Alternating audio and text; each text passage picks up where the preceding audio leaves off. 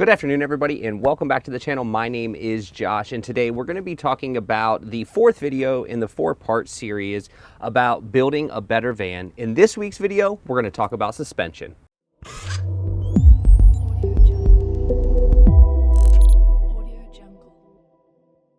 So before we talk about what we did and why we did it, I want to give you a little context as to what we had previously, because I think it's really important for people to understand what we went from and why we arrived at the decision to be where we are today. Before we get into that, I want to thank the sponsor of today's video and every video you will see here on the channel, and that is Adventure Rig Shop. AdventureRigShop.com is where you can get just about anything that you need for your Sprinter van conversion. I will put the link in the description as well as a code to save 5% when you do make your first purchase. So previously to us doing suspension work on our van, we were riding on completely stock suspension. We never touched anything under the vehicle. The only thing that we did was add the Sumo Spring bump stops to both the front and the rear of the van. And that is intended to help with a little bit of body roll and to just help dampen some of the things that you feel on the road.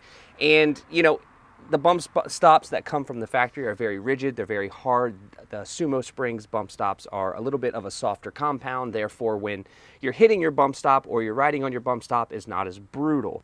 Well, I ordered the bump stops, got them in, and I went to go put them in the Sprinter. And really, you should never have to jack your vehicle up to release pressure from the suspension in order to put your bump stops on. In our circumstance, we did, because our van was extremely heavy. So for the past 19,000 miles, we rode on our rear bump stops.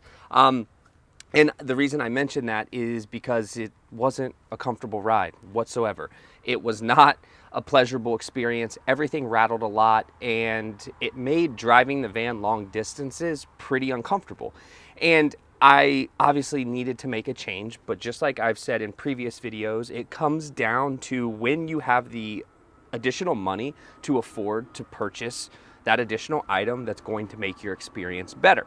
So we had to wait, we had to take time in order for us to, save up the money to get what we needed to complete our van build, and that's what we did. Once you start adding your cabinets, once you start adding your bed, you put in your floor, you got a water tank underneath, or you just have water in the vehicle, you have a galley, you have people, you have gear, you have all the things that you need when you travel, your van becomes extremely heavy. So heavy in our case, we have a Sprinter 170, so heavy in our case that it actually pushed the back of the van down all the way to the bump stops, and we were riding on the bump stops at all times prior to getting this suspension kit installed. So when it comes to choosing the right suspension, there's really not a ton of options. There's three options in the Sprinter van world. There is the Agile Off-Road Rip Kit, there is the Van Compass 4.3, 4.4, 4.5. They have a bunch of different options there, but the Van Compass suspension kit, and then you have a new kit from King's Performance, or King Shocks. So those are the three options that you really have to choose from. And when you're picking a suspension, it's not really much different than when you pick one for a car. We had to go get our van weighed just so we had an exact weight, not an approximate weight, of the rear axle. We needed to know how much weight was over the rear axle so we could adjust and pick the proper springs, the proper leaf kit. That's a big part of the Sprinter van suspension, is you need to have the proper leaf kit. So we did not go with King's suspension. King Shocks, I'm not exactly sure what they're called, but they are super expensive. They're like 10 grand for your suspension kit, maybe 15, way too expensive.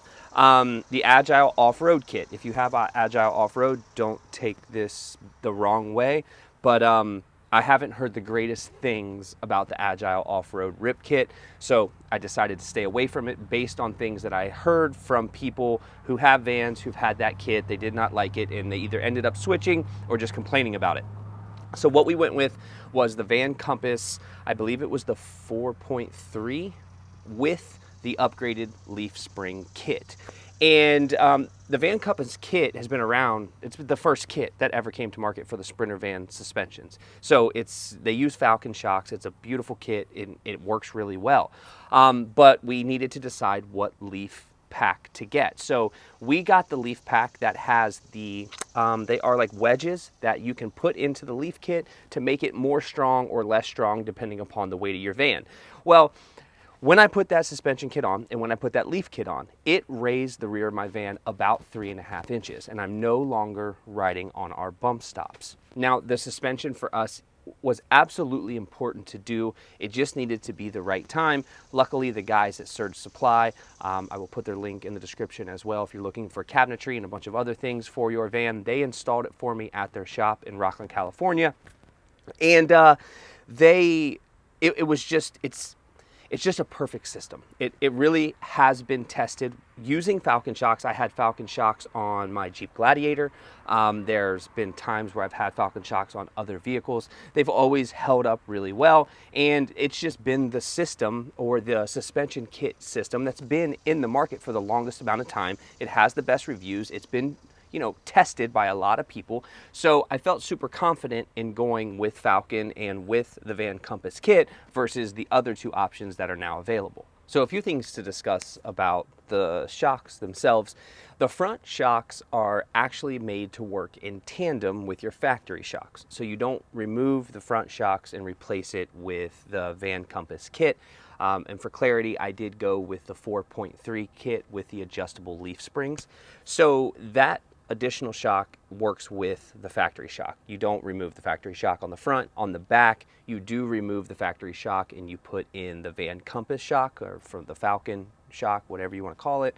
And then you install your leaf pack. Now that leaf pack is designed to take a much heavier payload than your factory leaf kit is. That's why our suspension was sagging, because we had so much weight on the back and we were on our bump stops simply because that leaf kit that comes from the factory is not designed to hold the 5,200 pounds that was being weighted on the rear axle. I went to the CAT scales by my house. I got the van weighed front and rear axle just to know exactly where I was at so I could order the proper kit, and that's something that you will have to do as well.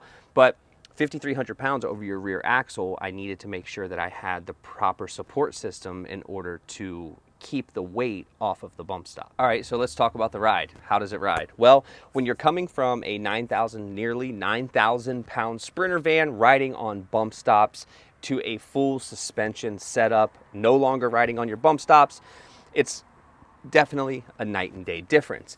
It is not like a Cadillac, but it is much better than what it was. And for us, it's just nice to be able to drive comfortably and not rattle yourself to death, especially on mountain roads or forest roads when you're going over a bunch of gravel and you're riding on your bump stops. Let me tell you from firsthand experience, it is absolutely brutal. So we put the suspension on and now it drives completely different. I ride on the softest setting all the time. The only time I would change to a more stiff setting on the suspension kit would be if I'm going up a mountain pass or I'm driving through the plains and there's a lot of wind and the van's getting pushed around.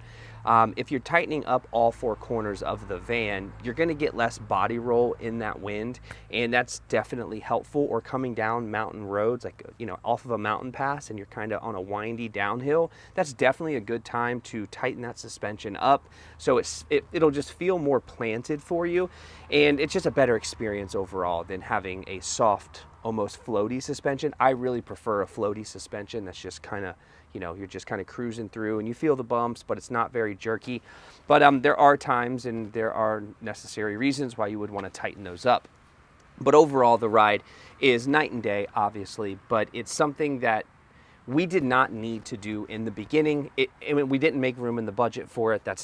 We needed to make sure we had a place to sleep, a place to eat, a place to stay warm, the essentials. But as we traveled for 19,000 miles and we got more familiar with the van, this was one of the major upgrades that we had to do when we wanted to build a better van. We wanted our van to be more capable.